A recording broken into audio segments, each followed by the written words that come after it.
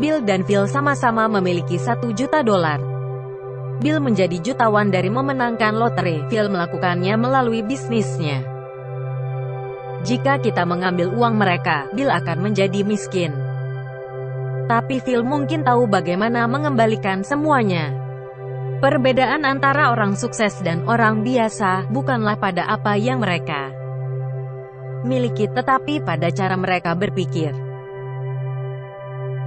Jenis pemikiran pertama yang digunakan orang-orang sukses adalah pemikiran gambar besar.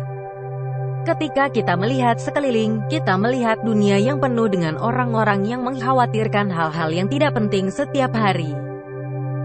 Kapan saya harus membayar pajak?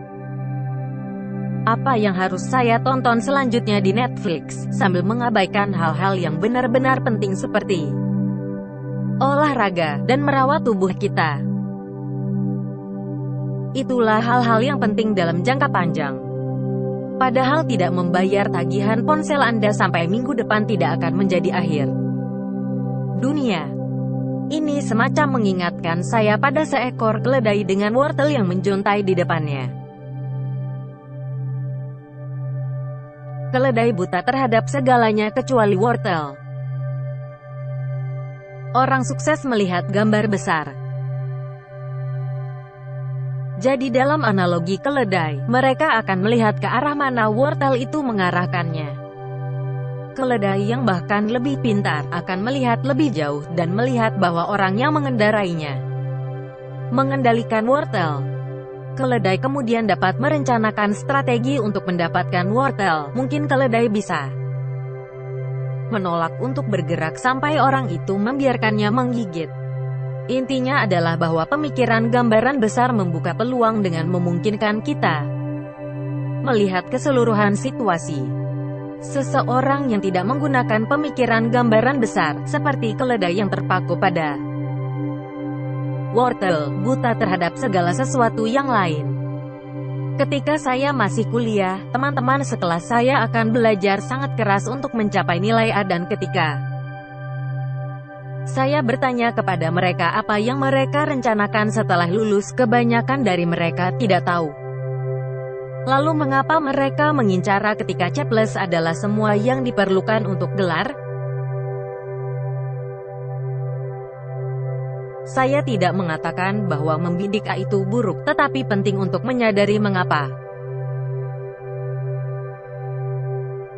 kita melakukannya. Katakanlah Anda memulai saluran YouTube pada ulasan buku, dan itu menjadi cukup sukses. Apa yang akan Anda lakukan selanjutnya? Apa yang ingin Anda capai? Itulah jawaban yang harus selalu kita cari ketika kita menggunakan pemikiran gambaran besar. Saya membuat video menghibur tentang kesuksesan ini, tetapi itu baru permulaan. Ini hanya batu loncatan untuk meningkatkan dunia sehingga individu seperti Anda dan saya yang ingin mencapai kesuksesan, memiliki kesempatan untuk mengakses sumber daya untuk mewujudkannya.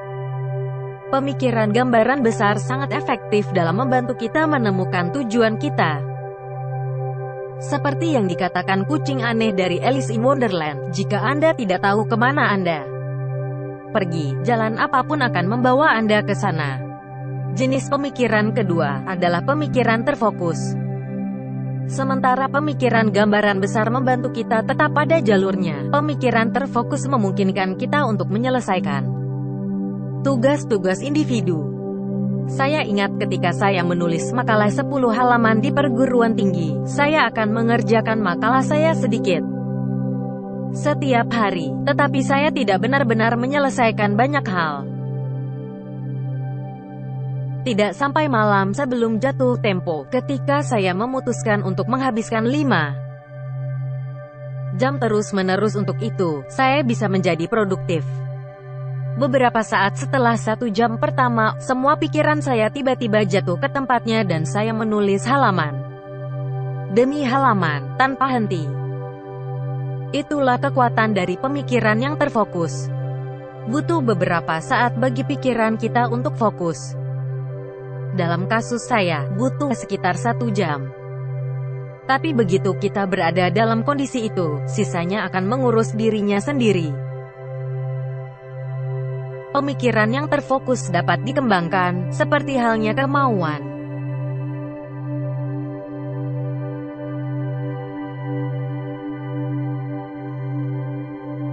Salah satu teman saya, Matthew, bisa duduk berjam-jam mempelajari buku teks apapun yang Anda letakkan di depannya. Begitulah cara dia menerima nilai plus A di setiap kelas yang dia ikuti. Seseorang yang memiliki pemikiran besar, tetapi kurang fokus akhirnya menjadi pemimpi yang tidak pernah menyelesaikan apapun, atau seseorang yang melompat dari satu tugas ke tugas lainnya. Orang yang sukses mampu menggunakan kedua jenis pemikiran dan tahu kapan harus beralih di antara keduanya. Akhirnya, ada pemikiran realistis.